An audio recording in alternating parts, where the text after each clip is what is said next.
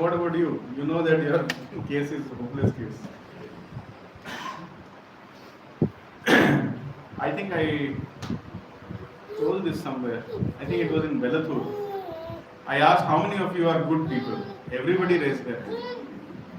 But after the session, when I asked how many of you are good people, nobody raised their hand.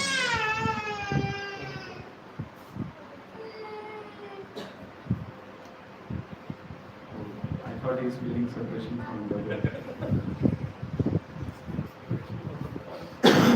So I'll skip the kirtan because I guess that it has been done. We'll go to the Mangalacharan. This session is dedicated to His Divine Grace A.C. Bhaktivedanta Swami Srila Prabhupada ki jai. Om Ajnanatimirandhasya Jnananjanashalakaya Chakshurumilitam Yena Tasmai Shri Gurave Namaha.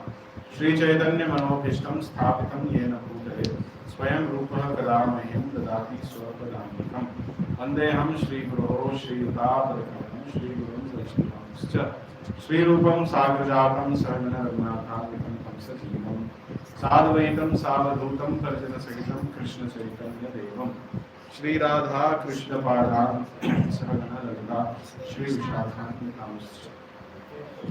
He Krishna Karuna Sindho Dina Bandho Jagatpate Gopesha Gopika Kanta Radha Kanta Namaste Tapta Kanchana Gauram Ye Radhe Vrindavanishtu Vrishbhanu Sute Devi Pranamami Haripriye Vancha Kalpatarubhyasya Kripa Sindhubhya Echa Paditanam Pavanebhyo Vaishnavebhyo Namo Namaha Shri Krishna Chaitanya Prabhu Nityananda Shri Advaita Gadadhar Srivasadi Hare Krishna Krishna Krishna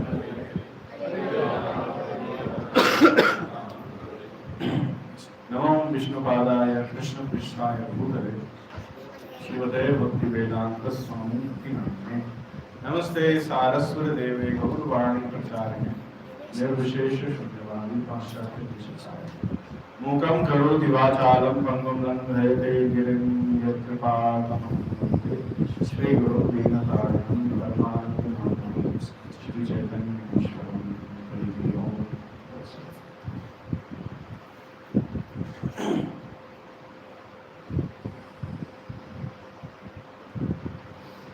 Hare Krishna. Why bad things happen to good people in a class where there is only one good person? Others are not raising hands. They are assuming you are bad people. So bad things should happen to bad people. But then the question is why bad things happen to good people also? Only good things should happen to good people, correct? So therefore that is the discussion today. The agenda is quite profound. 5 subject matters of Bhagavad Gita. The material and the spiritual worlds. 3 modes of material nature. Time. The law of karma.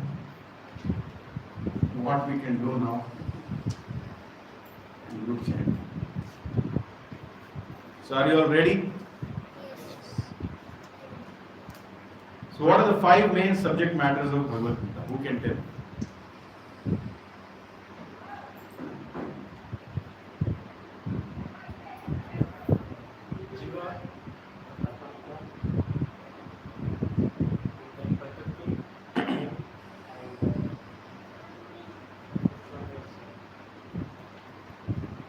You got 4 out of 5 right.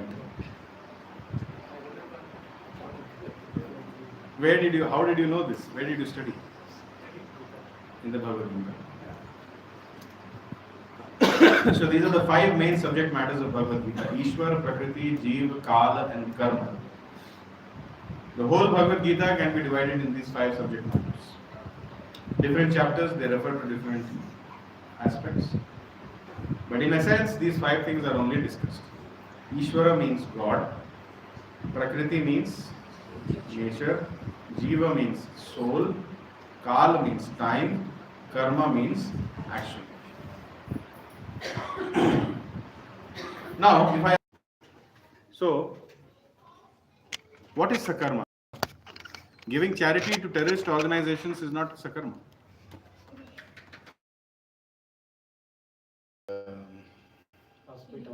building hospitals, feeding the which animal? Dog only, no? Feeding cows. Feeding cows. Any animal who is hungry. Any animal who is hungry. How about feeding the snakes? Very hungry snakes. Or Komodo dragons, man-eater Komodo dragons. Imagine a big 10 feet Komodo dragon just walks in, only 300, 400 kg. Like, very cute, come take this banana. My hand is missing now. So the scriptures talk about digging wells, plantation of trees, uh, free medicine, free education. These things are some sakarma activities. Give me activities which are vikarma, bad karma.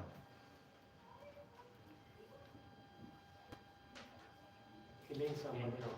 Killing? Killing somebody, some living. Killing some living entity. How many of you agree with him? Especially the animal lovers. There is a video circulating these days. One person is doing like this. How many of you here love animals?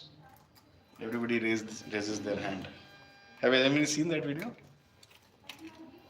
How many of you would like to do anything to reduce animal cruelty? Everybody raises their hand. How many of you would like to stop eating animals and leave the animals alone? Nobody answers. But we are animal lovers, PETA. So that is called hypocrisy. So yes, one of the bad karma is eating meat, fish and eggs. This is a very sensitive topic. Many people, they show their intellectual skills when this topic comes up. Just to make you convinced that there is nothing wrong. There is nothing wrong in eating meat, fish and eggs.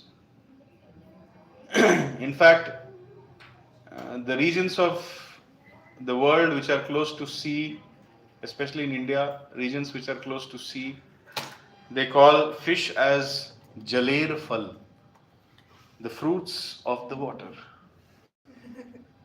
And they eat it, even in religious festivals, especially Durga Puja. As if they got some divine revelation that they should kill and eat. So eating meat, fish and eggs is vikarma. You will suffer for that. You have to. Give me another vikarma example. Anything that harms the environment, noise, air pollution. Noise, air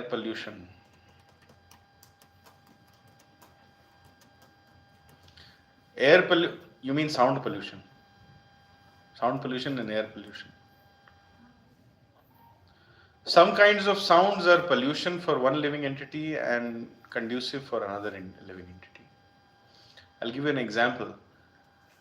If you come with us and chant Hare Krishna Mahamantra in a mic on the traffic signal, there may be some so-called liberalists who will come and probably fight with you that you are doing noise pollution.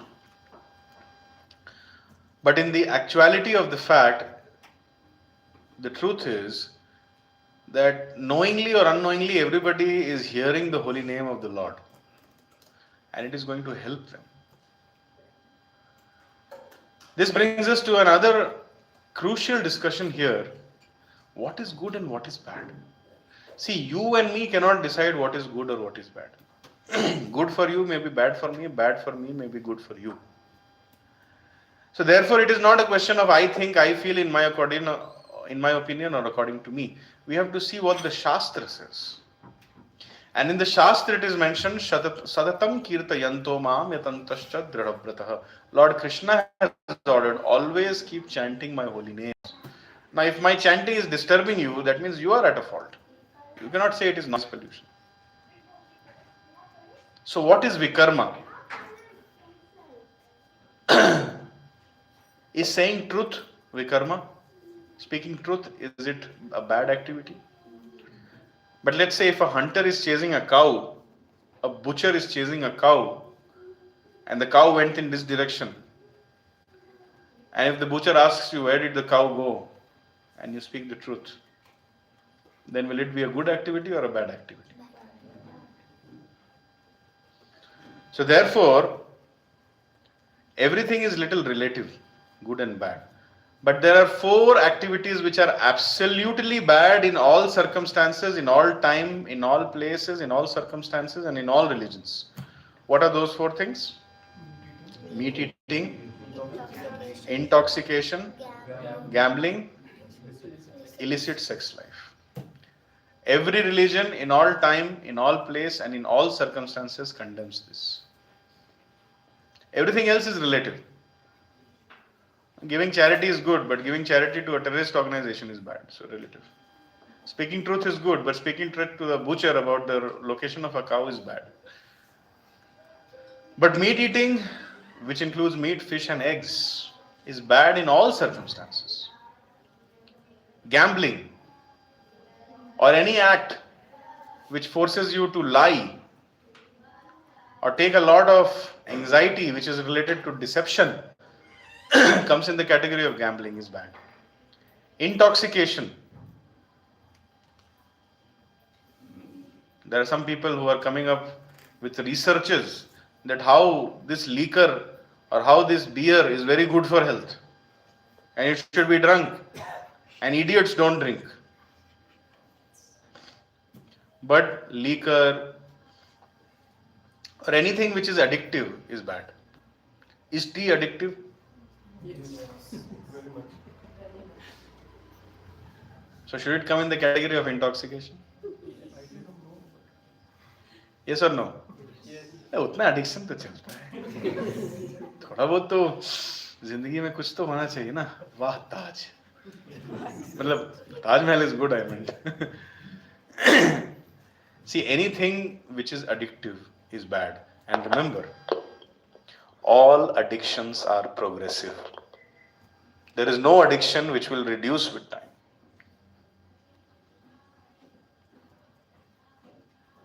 So if there is someone who cannot go to clear their stomach in the morning without drinking a so anything which is intoxicating is vikarma. Addiction can also be like saying Hari's Naam, praying, that is also addiction. This is your opinion, or you have read it somewhere in the. If it is good, it is not addiction, man. It is a meditation. If it is helping to make you become more disciplined, more obedient, and if your senses are coming in your control, if you are able to control the urge to speak, the actions of anger, the demands of the mind, and the urges of the tongue, belly, and genitals, then it is not an addiction, it is a meditation. Chanting the name of Lord Hari is the one-point solution for all addictions. It cannot be categorized as addiction. Sorry, we disagree with you. It is a meditation. In fact, it is the only thing, even if you call it as an addiction, all the other addictions have some side effects and they have a horrible end. But if you call Harinam as an addiction, it is pleasure in the beginning, it is pleasure in the process, it is pleasure in the end, it is nectar in the beginning, nectar in the middle, nectar in the end, and in the end you will be standing in front of Hari.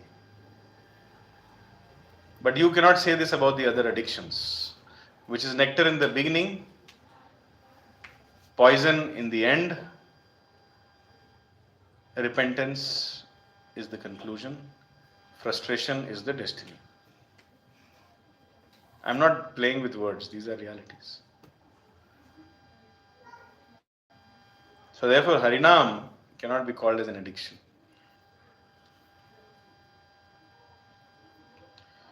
So vikarma means meat eating, gambling, illicit sex, intoxication. These 4 activities, Why I'm using the word illicit sex? Means there is one sex which is bona fide, authorized, allowed as per religious scriptures. In the Bhagavad Gita, Krishna says that sex life which is not against religious principles, I am that sex life. That means when a husband and wife unite, first of all, it has to be a husband and wife only. There is no such thing as boyfriend, girlfriend. There is no such thing as me and the neighbor's wife. Let's be honest. There is no such thing as extramarital or post-marital, premarital engagements. There is no such thing. The Vedic scriptures say that if one wants to engage in sex life, they should get married and take the responsibility of a married life. And within married life, one cannot act like cats and dogs. One has to engage with their spouse only for the purpose of begetting a Krishna conscious child. That should be done according to the Garbhadan Samskaras, which 99% people don't know today. Even 5,000 years ago, 80% of the society was begotten by Garbhadan Samskar.